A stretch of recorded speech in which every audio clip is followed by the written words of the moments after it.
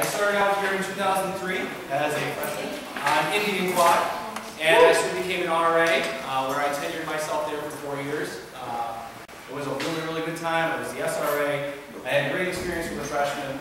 I then moved on as a graduate student here at the university, and I transitioned to Colonial Quad. I was there for a semester before I became an RD on Dutch Quad. I was there for a number of years before I moved back to Colonial Quad as a quad coordinator. So I've been doing this for a little bit of time. That's really me in a nutshell. I'll turn it over to my co-presenter to introduce himself. How's everybody doing today? My name is Roberto Peguero. I am the Senior Apartment Coordinator for University Apartments, overseeing Liberty Terrace. I've been here for 4 years, working at the University of Albany in the Department of Residential Life. First 2 years on Dutch Quad as an RD, and this past year in the capacity that I'm currently in as Senior Apartment Coordinator. Been teaching CPY for now my 8th semester in some way, shape, or form. So that's pretty much me in a nutshell. I have other things, but you know. It is where it's not that But yeah, so that's me in a nutshell. Welcome to lecture at number 4. This is all about professionalism and ethics. Now I know probably many of you have had other jobs. Obviously you're going to be employed for us for the Department of Residential Life next year. And really this job is very much customer service based. There's a lot of professionalism in this job. And if you don't abide by that professionalism or ethics style, then you will most likely be asked to leave. Okay? We do a lot of very, very important things between duty and rounds, meetings, etc. So it's extremely important that you are as professional as possible. I am going to have Rob just touch base on professionalism a little bit before we get to our activity. Pretty much they say, you know, they have a lot of different takes or perspectives on what professionalism is. Here's one quoted definition of professionalism. It is the skill, good judgment, and polite behavior that is expected from a person who is trained to do a job well. So I'm going to ask just a couple of people here, what are some of the professional qualities necessary in order to perform the RA job well? Anybody? A couple of people. Be on time. Okay. Anybody else? A few more. Prioritizing, being on time. Courtesy to your fellow RAs. Okay, so courtesy to your fellow RAs, prioritizing, being on time. Couple more. Appropriate eye contact, clear communication style. Okay, appropriate eye contact, clear communication skills. Okay, one more. Be aware of certain protocols. Being aware of protocol. That's a big one. That's a big one. Being aware of protocol. Everything everyone said, you're right on point with that. Being professional encompasses many different things. I like that last one though, being aware of protocol. That's a big one for the RA. So as we get into that, we're just going to talk a little bit, right into ethics, and talk briefly about ethics. Ethics are extremely important to the professional piece. What are ethics? Ethics. Anybody? Yes. Group of ideas and principles that act as guidelines for appropriate behavior. That's really good. Rules Rules of behavior based on ideas about what is morally good and bad. So I might have a different set of ethics than you, sir. You might have a different set of ethics than me. But the bottom line is, we all have to use ethical and good judgment when it comes to stopping situations, intervening, etc. Where might be some examples of where ethical behavior is going to come into play in the RA world? Anybody? Yes. If you have like an incident, you have to decide how do I judge this. Like you shouldn't assume anything, but you have to decide how to approach a situation. Do you start yelling? Do you come off really quiet? There's a lot of situations I don't know how to explain right now. Okay, so then you're getting a tone and how to confront residents with a situation.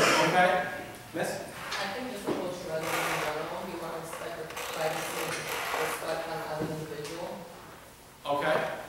How about when it comes to friendships, relationships, social media, drinking, anything like that, ethical behavior? Yeah.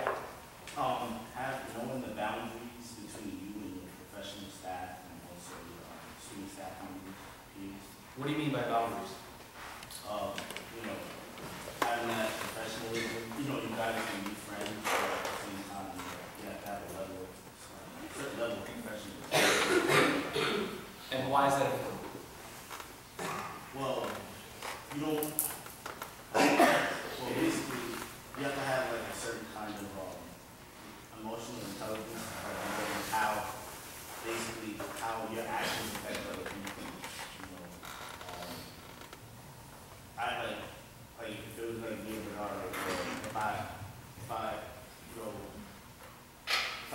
badging is kind of like his work ethic in a certain way. It's just, with all those disagreements, with all those floors like this, with all those floors like that, that wouldn't be good ethics and good professionalism. Making suggestions would be really good, but not just badging them and just trying to throw them under the bus. Really good. Yes. I think it's also that, you know, as an RA, it's a 24-hour job, so if we're telling students like not to drink and you take a picture of you drinking outside, like that doesn't look good, you're contradicting yourself, and how do you expect the rest of them to follow the rules, and you're not following the rules? So being a role model. Yeah. Excellent. I think really when it comes down to ethics, I'm going to steal a line from Rob. It's really what you're doing when you think other people aren't looking. All right, so for example, if I'm going through a room as an RA during closing and I accidentally break someone's mirror, I might not have anybody else there to see that, and I might be able to get away with it if I was to just walk out of the room and then blame it on the plant staff, the custodial staff, or maybe when they shut their door, the mirror just fell off the wall. But that's not good ethical behavior. It's better for me to own up to that. So ethics plays a huge role in this job. And what we're about to transition into is some skits so that each of you guys can come up with your own basic judgment on how ethics and professionalism plays into the job. What I need you to do with your respective quad groups, you guys are going to count off by twos and get into two separate teams. Alright, one of you is going to be the unprofessional group. Alright? The other group is going to be the professional group. You have two scenarios. Alright, you are going to get 5 minutes to come up with a skit. Alright, reflecting this specific scenario. And then you're going to go down here, you're going to present for the group. Alright, so 5 minutes. It is very short. The skit should be no longer than 2 minutes, very quick. Alright, we're going to have the unprofessional group goes first, and then we're going to have the professional group show us how to do it right. If you guys want to go ahead and take a seat where you're at, you guys can sit with your groups. Alright, but I do want you to be respectful to the groups that are presenting. Like I said, what we're going to do first is we're going to have each group with their unprofessional side come up, and they're going to do their professional skit. We'll talk about it, and then we'll have the professional group come on and show us how to do it right. Alright, so let's start off with Colonial Quad. You're going to right down here in front. So when an unprofessional Colonial Quad, try it out.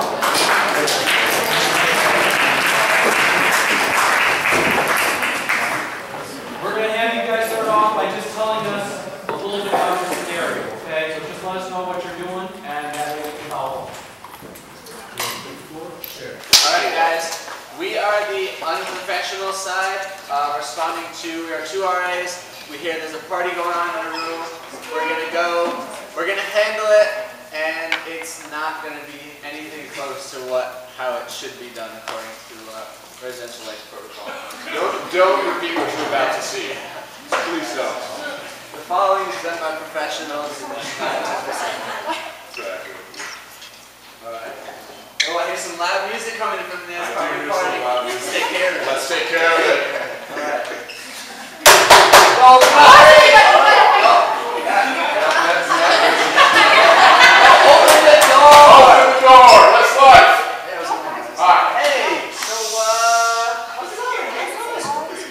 Yeah, pretty loud there. Yeah. Is there anybody else in here? Yeah.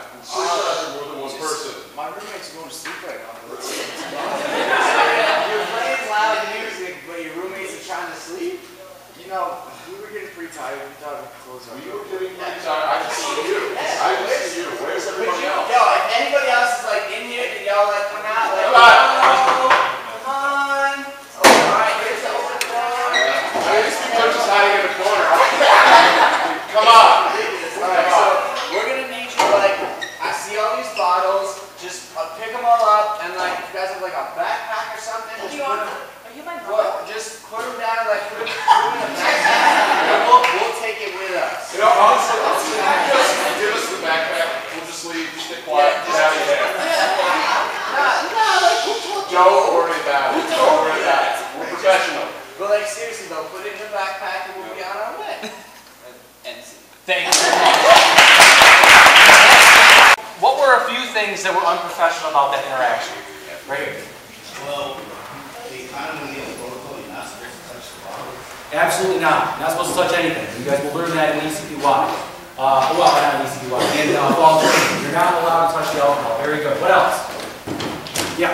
can't walk in somebody's room and get that. Yeah, that's rude. Who wants to walk into someone's room uninvited? That's not cool. All right, we don't do that as residential life professionals. It's not allowed. We are a protocol. You must announce yourself. You must be invited. Others, unprofessional. Yeah. They want to take the drinks with them. Yeah, that's not good. In their backpack. Not good. What else? I was gonna say they're gonna steal a backpack too. What's up with that? Yeah. Oh, I didn't catch you. You were down here. No, so we were alone. It was the first stuff from their mouth. Didn't document anything about the situation whatsoever. No bottles, no amount, no quantity, nothing. Okay. Wonderful. How about the professional side of cloning? Let's see how we're supposed to do this. Come on.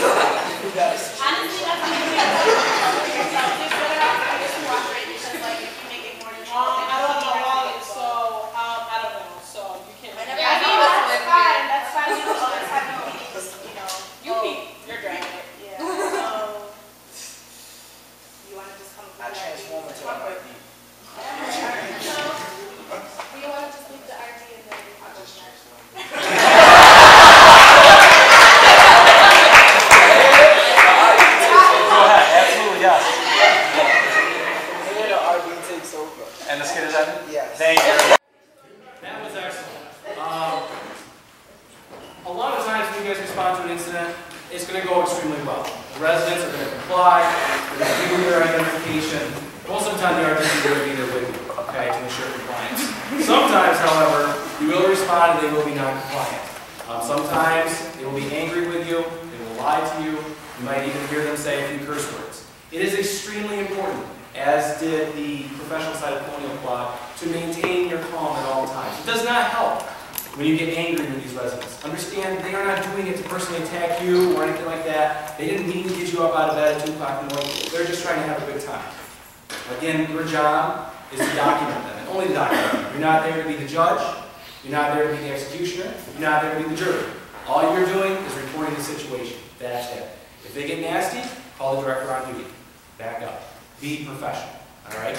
Excellent. Yeah, pretty much with that as well, whenever you go to any incident really, what you want to know is, you want to get the who, what, where, why, when, and how. If you're able to touch on all those points, you'll pretty much be able to document any incident thoroughly.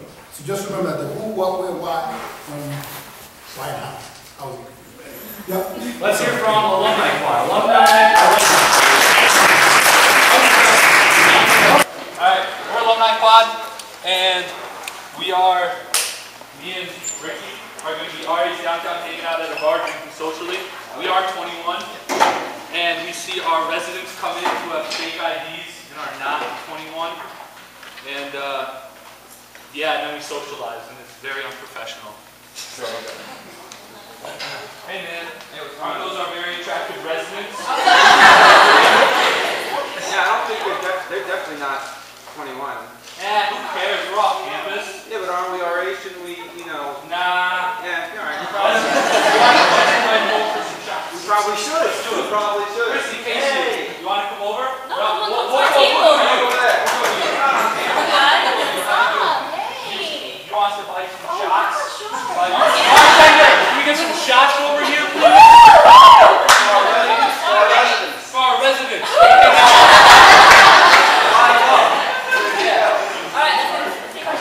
Alright, and cut.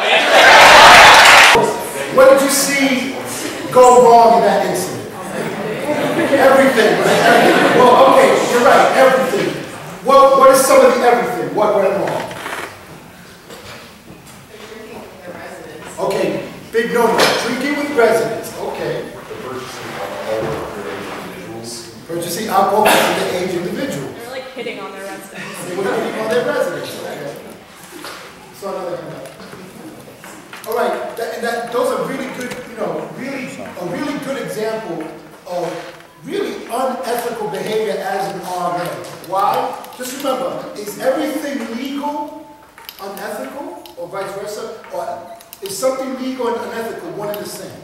Or can there be two entirely different things, right? Something can be legal, but yet still be what? Unethical, right? Because they were 21, they can drink. But it went to the unethical side and they did what? Started hanging out with underage residents, drinking, buying them shots, so on and so forth, right? Anything else about that? All right, good. How about the professional alumni scenario?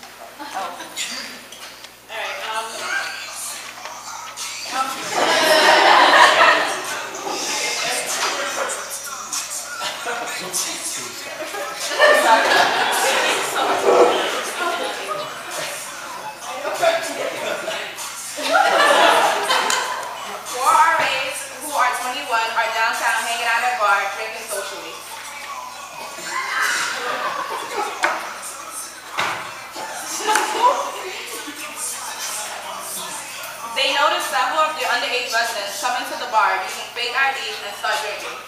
Got my ID, 21. Hey!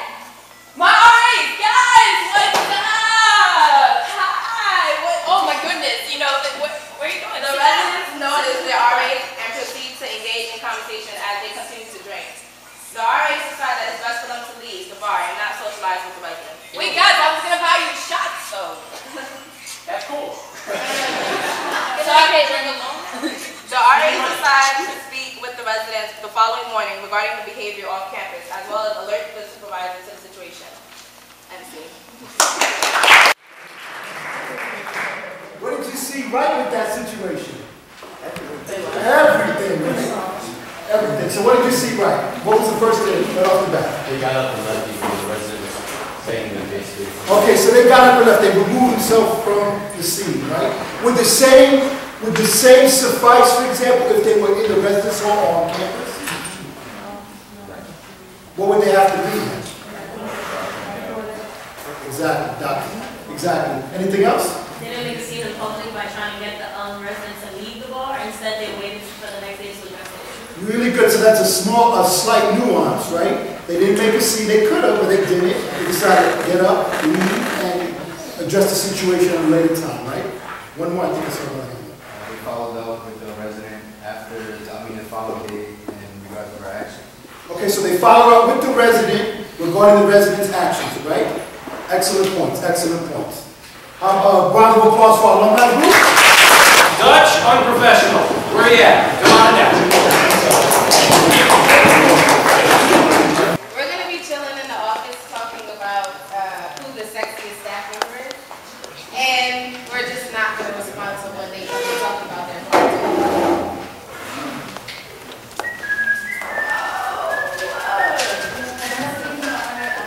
Yo, mad cute. How was that? Yo. Guys, we have a problem with the board. Not gonna ask me why. Well, my toys clogged up. I went to him yesterday. I don't know if it was me that night or it was my roommate. Excuse me, my box. Wait, I tried to get up a plumber online. wait, we're done. About to go, come on. I'm trying to get the bad ones. I can't flush.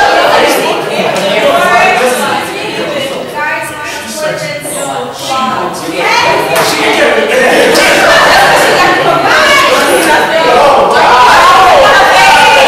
my toilet's so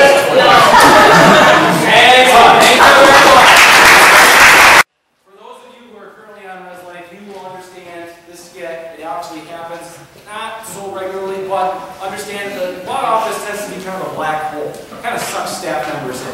So you might just be walking by and you see your friends hanging out in there. Oh, what's going on? You go in, you sit down, and next thing you know, it's 3 o'clock in the morning, and you forgot to do your 10-page paper, and you're freaking out. Oh, actually, all right. But the bottom line is, sometimes the quad office gets very busy. especially with staff members, not just residents, but staff members as well. It's extremely important that when a resident comes in, the conversation stops, especially that type of conversation. And the attention gets directed to the resident with the issue. And it's not until that resident leaves the office that you guys return to the conversation. So, that being said, questions, concerns, stuff that I missed in regards to unprofessional behavior with this specific incident? Anything? No? Okay, professional side of Dutch. Come on down, show us how to do it right. So we're just going to show you how the RA should react if someone's going with a complaint.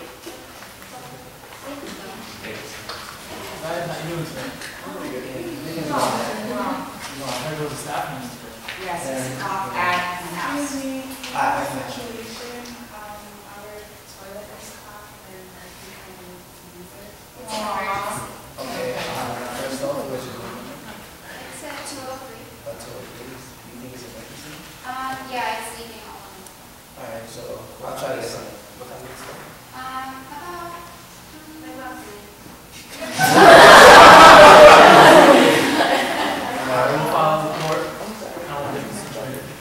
As soon as possible.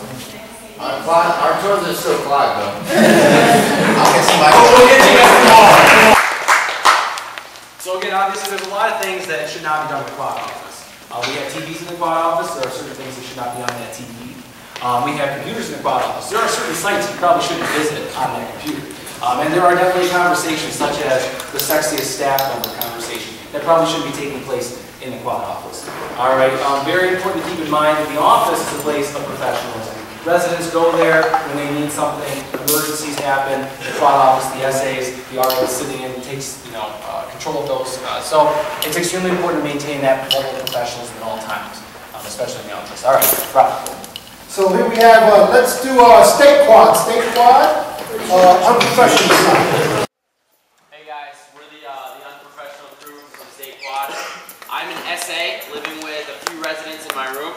Now be aware that most of the trash on the ground is my trash. That's my room. This is the common room. And yeah. This is Colette, by the way.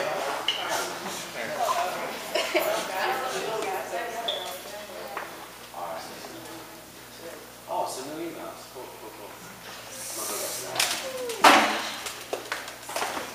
Really? You guys kidding me? What's all the trash in here? Yo, get out. Get out. I'm not living with you. I'm not living with you. I will not live with this. I can't believe this. It's all the trash. I'm not living with this. What? Get out. Get out. I'm not living with you. Excuse me, red light. Oh, red light, hold on. Hi guys, how you doing? Hey, what's going on today? What's up? Hey, how you doing, man? What's up? All my residents leaving trash. How dare you guys! You guys are disgusting. Oh my God! Is there a reason for all this? Right there. No, he would never. You not see his name on this? Oh, you stole his paper? Were you in All right, thanks. Thank you very much. All right, so what do you guys notice wrong with that picture?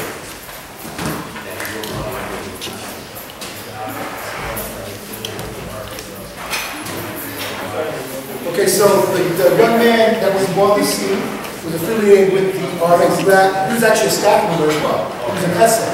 So he had there was a bias that was going on there. You notice that right off the bat. The RA yelled at the residents. Okay. Good. Another one says I immediately took a side. so the RAs immediately took a side, right? Okay. Anything else? Anybody on this side? Something you noticed? Going once? All right, good. So, right back up here. They didn't separate the individuals involved. Okay, so they didn't separate the individuals involved to try to, hear both sides of the story, try to figure out what was going on, right? All right, good. One thing you'll notice there's a big issue involving boundaries or lack of boundaries. For example, you had said that and it was the essay, in fact, because they had a relationship with the RAs being on the same staff, there was a biasness. Well, the RAs in that situation, as well as the SA, they forgot about boundaries and setting boundaries. When you're dealing with residents, you have to set boundaries, not only amongst yourself with staff members, but as well as with residents as well. It might be with a roommate, it might be with fellow residents on the floor. Yes, you might be friends, and there's nothing wrong with that. But residents also have to understand that you are resident staff members, and that you do have to enforce policies and follow through with enforcing those policies, as well as co-staff members as well. They have to adhere to the same policies, rules and regulations that our residents have to adhere to. And in dealing with those situations and confronting them, where it unfortunately might involve staff members, guess what? You as a responding staff member have to conduct yourself appropriately and most importantly, ethically. Good job, yeah. So the professional group now. Hey guys, I'm Vanessa. These are my roommates, and I'm just looking for now, and I'm walking out of the room. Oh, what is this? It's your stuff.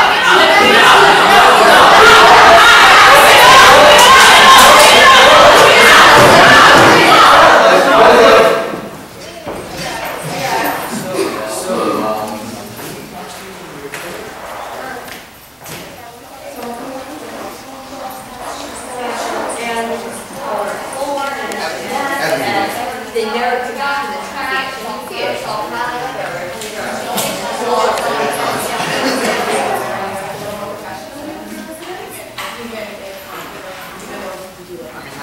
That's all.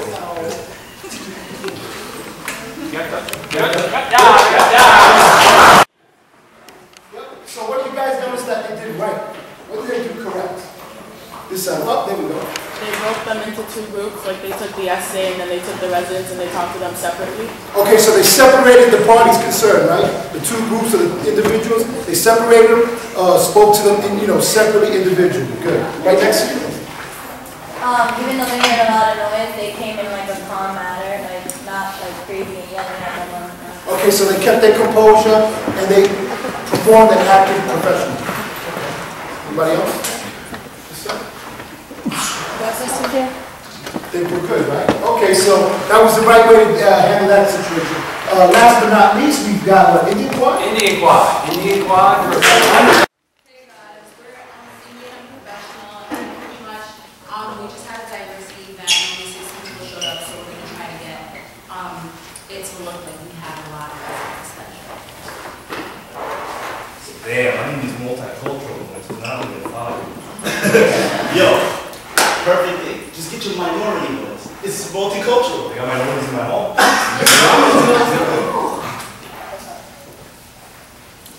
Remember last week when I let you slide and I didn't write you up? Yeah, I'm gonna need you to sign this paper.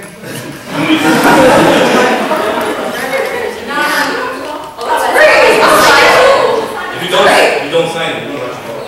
But you're not going to set the last week. No, definitely not. Okay, yeah, that's fine, that's fine. I'm just trying to fill the bare minimum. That's it. That's fine, whatever. Alright, that's fine. Okay, so obviously for a 3-point program with more than one array, you're looking at least a minimum of 20 students to show up. Obviously, they only had 16, 17 students, so we're looking for a couple more signatures. What do they do wrong here? Black and already trying to use up something they didn't write up for last week. They got to get them signed paper. Okay, so they let someone slide and then they came back for them and asked them to sign the paper properly. Okay. Anything else? Yeah. They told them, well, they signed a paper for an event they didn't even attend, so it's a false attendance. They're like, oh, you don't have to go. I'm like, all right. Absolutely false attendance. And yes. Stereotypes from residents saying that they had 30 residents targeting a specific community. Yes. Yes. Very good. All right, Indian professional, show us how it's done. Our professional scene is 3 RAs just did a program. We couldn't find enough people, so we're trying to grab more. We only got 2 more, and we're going to go talk to the RD after and see what we can do with these numbers. So, well, we have a program, and only 16 people showed up, so let's go get more. Should we knock on some doors? Knock, knock. Hey guys, we're having a program today.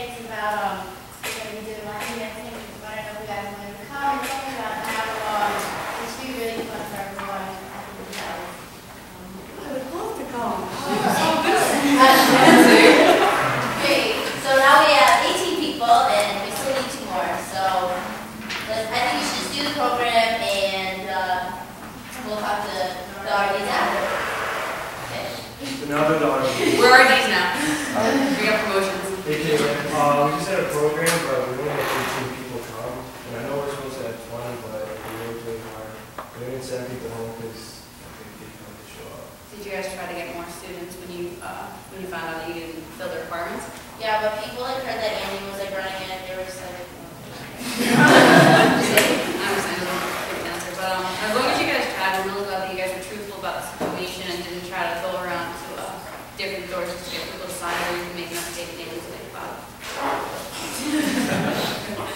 But I'm really proud of you guys for coming to the truth, and we'll see if we can learn something out. thanks. Okay, they hit a spot on. I mean, if you have a program and only 18 people show up or 16 people show up, yeah, you need more people. Best thing to do at that point, if you got 2 staff members there, one can go down kind of work, the other one can entertain, juggle, etc., whatever. The residents that are currently in the program. If you absolutely can't get the numbers, don't lie, don't make things up. Again, that's unethical. All right, go, do the program the way you were supposed to do the program to begin with, and then talk to the residence hall director afterwards. The worst thing they're going to do is they're going to ask you to make up the program again. All right, but with the former scenario with the unprofessional group, the worst thing that can happen is you might lose your job. All right, so very big difference obviously between the two. One thing that I really want to talk about real quickly before we get into social media is the fishbowl aspect. How many people have heard you live your life like you're in a fishbowl? A lot. All right. What does it mean? It means that everyone's watching you all the time. Everyone's watching you all the time. When you signed on the dotted line to take this job as an RA, you are now an RA no matter where you go. All right, you could be at Chili's over on Wolf Road, and the residents sitting down at the other end of the dining hall, or the dining hall, I'm sorry, the dining room. They're like, oh my God, that's my RA! They're coming up to you, etc. True story. My junior year, RA in Oneida Hall on Indian Quad. Took off, went for spring break with a group of my friends. Actually, it was a bunch of RAs. We went down to South Carolina, Myrtle Beach, and we rented out a house. Amazing time, awesome time. Did some putt-putt golf, swam in the ocean. We ran into a group of our residents on the strip one night. And they came up to us, hey, what's going on? We're like, we're in South Carolina. You can't get away from you anywhere. Seriously, how many times have you guys been on the thruway and you're driving down the road about 5 miles over the limit and you see a trooper driving by about 15 miles over the limit? You're like, what the heck? Well, it's the same thing with you guys. If you're doing something you're not supposed to be doing, in the residence halls, downtown, at home, wherever you may be, and a resident sees you, your credibility, it's gone in an instant. How many people here, by a show of hands, and I'm not going to ask names, might know of a staff member that either has lounge furniture or a microwave in the room? Okay. What do you think is going to happen when that staff member has to enforce those regulations on one of the residents? They're going to look at them like you're crazy, like you got 2 heads. And then if it goes to the RD and they might get sanctioned, they're going to turn around and they're going to say, well, my RD has a microwave. Why can't I have it? So it's important that you live your life like you're in a fishbowl. Once you get that job, once those 2 initials are in front of your name, they're not going to know you as Roger, they're not going to know you as Brian, they're going to know you as that RA in my hall. And that can be a really good thing when they're coming to you for help. All right, but like I said, always make sure that you know what you're doing and how you're going to proceed. Rob, take it away. Here we go. Social networking. Facebook, Twitter, Instagram, everything that you can imagine that you can communicate with fellow friends and everybody else in the world. It can be a great thing, right? But it's also, as an RA, as a res life staff member, it can actually be a burden or a hindrance. Why do you think it can be a burden or a hindrance? Somebody. Posting about things that you shouldn't be doing. So posting things about the things that you shouldn't be doing, okay, and for the whole world to see, right? Right. You guys are some pictures? Sometimes you're not supposed to be affiliated with. Okay, so pictures of stuff that you're not supposed to be doing or affiliated with? One more time. Can affect your credibility as an RA. Excellent. Affect your credibility as an RA. It makes the residents less likely to come to you because they don't, like if you're not handling the situation by yourself, they're not, why would they come to you for help when they need help? Okay, good. So all those things you're talking about, they do those 2 things. Affects your credibility as an RA staff member, and also can help decrease their level of trust for you as a staff member, right? Because they're seeing you, pictures of you on Facebook, acting all sorts kind of ways, saying things about residents, about roommates. Like this one, for example. I think my roommate is annoying and I can't stand her stupid things, right? I mean, do we have disagreements or arguments or differences with our roommates, the people we live with? Sure. As a staff member, should you post it? Probably not, right? Because if other folks see that, and you can say that about your roommate, well, then what are you saying about me as a resident? And then the next one would be, you can say you have, a tough day at work and you just came out of a really tough meeting with your supervisor, with your resident director supervisor, and you post, my boss is so annoying. I mean, you think that could get you fired? Maybe not, probably not, but guess what? You may have some explaining to do with your supervisor, and it can create a very tenuous relationship with your supervisor. Then how about this one? Tough day at work, tough week at work. Long night on duty, what a terrible weekend. I hate this job. Really? You hate this job? We all have tough times at work, right? No day is perfect at work. But remember, when you post something on Facebook, when you tweet something, and you press send or hit that send button, you can never retrieve it back. It's in cyberspace for all time and for anyone to see. Even if you post it and you take it down, guess what? Somewhere somebody can pull that up.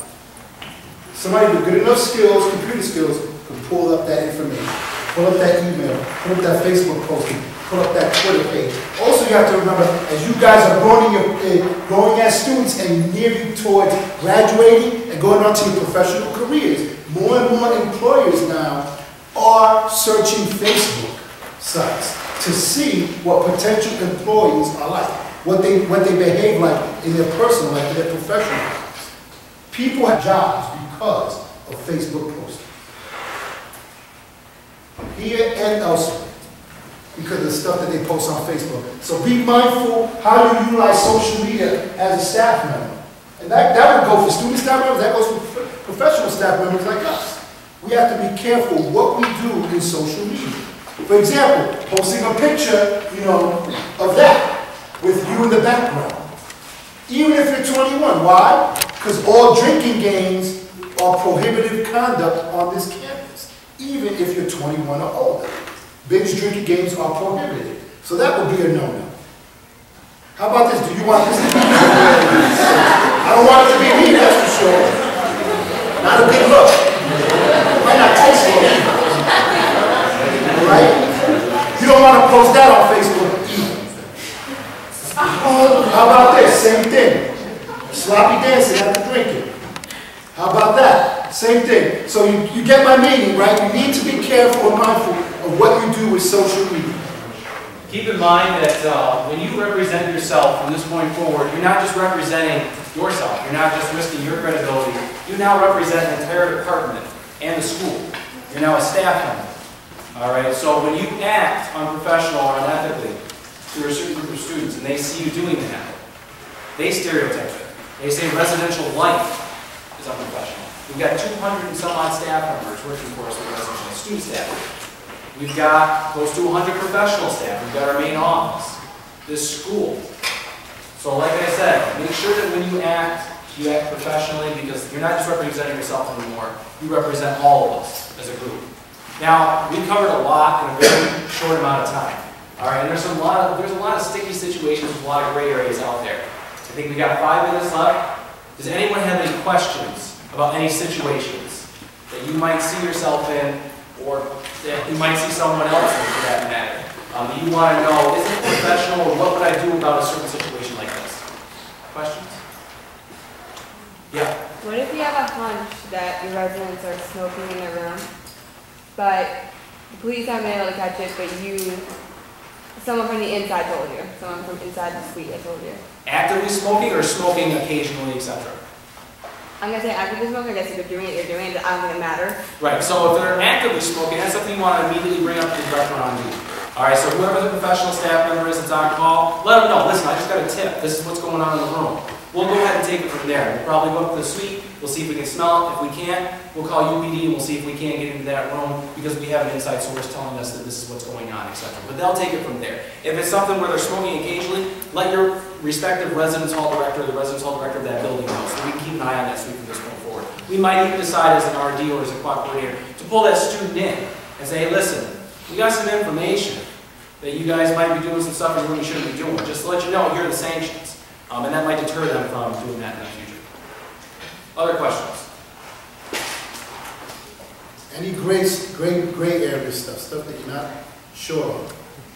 Steve. I just want to make a comment, kind of to Luke's second point. That's something you guys can do as well. If you're getting information about students' behavior, and you will, don't wait. We're not cops. We're not trying to get them in trouble. We're addressing the behavior, not the person.